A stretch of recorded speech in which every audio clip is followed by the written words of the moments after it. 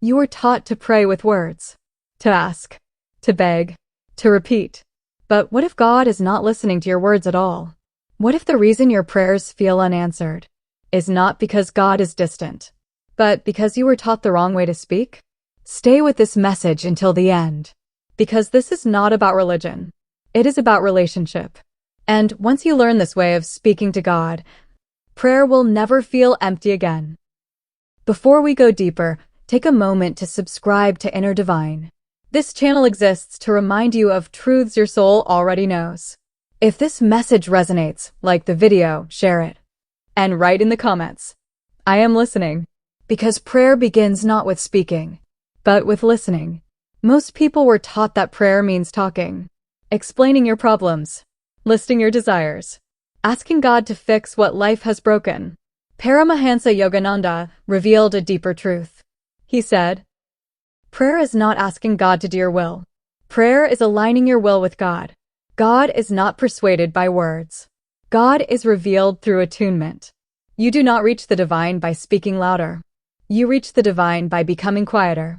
This is why many prayers feel hollow. The lips move, but the heart is restless. The mind is noisy, and God is not found in noise. God is found in stillness. When you pray the way you were taught, you speak at God.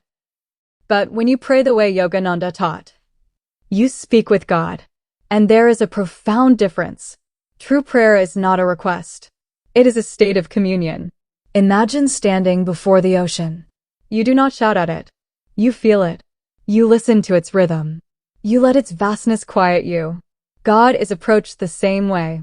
Yogananda taught that the soul speaks to God, not through language, but through feeling, devotion, longing, sincerity, silence. These are the true words of prayer. This is why some people pray their entire lives and never feel God's presence, while others sit in silence and feel surrounded by something infinite. God does not respond to repetition. God responds to depth. You were taught to ask God for things, but Yogananda taught to ask God for nearness. Because when nearness is established, guidance flows naturally. Peace arises effortlessly. Answers arrive without force. Prayer is not meant to change God. It is meant to change you. When prayer becomes deep enough, it dissolves the ego. And when the ego dissolves, God is no longer distant. This is why unanswered prayers are often the most misunderstood blessings. Sometimes God does not answer because the soul is not yet listening. Silence is not absence. Silence is instruction. Yogananda emphasized that listening prayer is the highest form of prayer. Sit, breathe, offer your heart, not your words. Say only this, if anything at all. Here I am. And then listen. At first, the mind will rebel. Thoughts will rush in. Doubts will surface. Impatience will speak. This is not failure. This is purification. Every moment you remain still, you tune the soul closer to the divine frequency. Prayer becomes less about asking for outcomes and more about surrendering control. And here is the paradox Yogananda revealed. When you stop asking God to change your life, life begins to change. Not because circumstances shift immediately, but because you do. Fear loosens. Trust deepens. Clarity sharpens. You begin to feel guided, rather than abandoned. This is how God actually speaks back. Not in thunder, not in voices, but in intuition. A quiet nudge, a sudden clarity, a calm knowing that arrives without explanation. God speaks through peace. If your prayer leaves you anxious, it was not prayer, it was negotiation. True prayer leaves you calm. Even when nothing has changed yet, Yogananda taught that the heart must melt before the divine can be felt. This is why mechanical prayer fails. God is not a judge. God is presence. And presence is accessed only when you become present. When you pray this way, you stop feeling alone. Even pain feels held. Even uncertainty feels guided. Life no longer feels random. You may still face challenges, but you will face them differently. Prayer stops being an emergency tool and becomes a living relationship. You stop visiting God. You begin walking with God. This is the prayer Yogananda lived. This is the prayer that transforms. If this message touched something deep inside you, subscribe to Inner Divine. Write in the comments, "I am listening," and share this with someone who feels unheard by God. Because God has never stopped listening. We were simply taught how to speak, not how to hear. And now let us go deeper, because what you have heard so far is only the doorway. Most people believe that if God truly existed, communication would be obvious, loud, certain, undeniable. But Yogananda taught that the divine does not shout over the mind. God waits beneath it. You are taught to approach prayer with urgency, to kneel in fear, to plead for rescue, to promise devotion in exchange for relief. This is not prayer, it is bargaining. And bargaining keeps God distant. God does not want your desperation. God wants your presence. When you approach prayer from fear, the mind dominates. When you approach prayer from stillness, the soul awakens. Yogananda explained that God consciousness is always broadcasting, but only a quiet receiver can hear it. A noisy mind misses what a silent heart receives effortlessly. This is why silence feels uncomfortable at first. The mind panics when it is no longer in control. Thoughts multiply. Restlessness grows. Old emotions surface. Many people quit here, believing they are doing it wrong. In truth, this is the moment prayer is finally beginning. Silence is not emptiness. It is access. When you sit quietly before God, do not measure the experience. Do not look for visions. Do not demand feelings. Simply offer sincerity. Sincerity is the soul's language.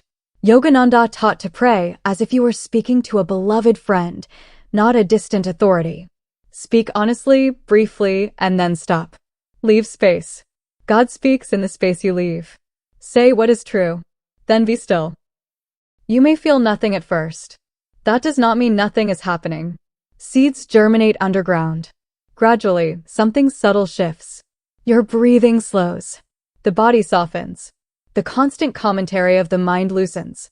And in that quiet, a presence begins to be felt, not imagined, but known. This presence does not come with words. It comes with calm.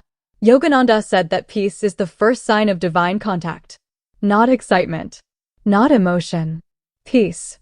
If your prayer ends in peace, it reached God. Even if your circumstances remain unchanged.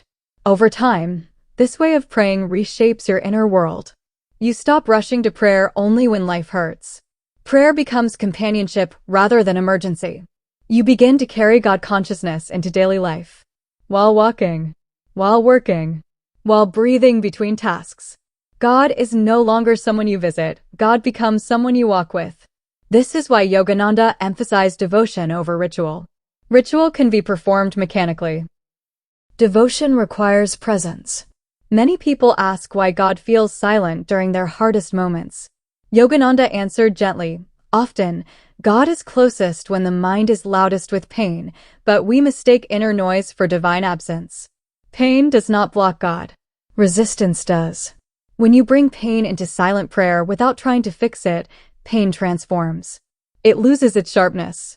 It becomes instructive. Even suffering feels held. This is not philosophy. It is experience. As listening prayer deepens, intuition strengthens. Guidance begins to arise naturally. You sense when to act and when to wait. Decisions feel clearer, not because answers are given, but because confusion dissolves. God's guidance rarely arrives as commands. It arrives as clarity. Yogananda taught that true prayer aligns your will so completely with the divine that life itself begins to guide you. You stop forcing outcomes. You stop fighting timing. Trust replaces tension. This does not mean life becomes easy. It means you become steady. Even unanswered prayers take on new meaning. You realize that some prayers were not ignored, they were outgrown. What you once begged for would have limited you. What was withheld protected your expansion. Listening prayer teaches humility, not humiliation, but harmony. You no longer see yourself as separate from the flow of life. You begin to feel supported rather than tested. Gradually, fear loses authority. Not because fear disappears, but because it no longer directs you. Faith becomes experiential, not conceptual. This is the difference between believing in God and knowing God. Knowing comes through communion. Communion comes through listening.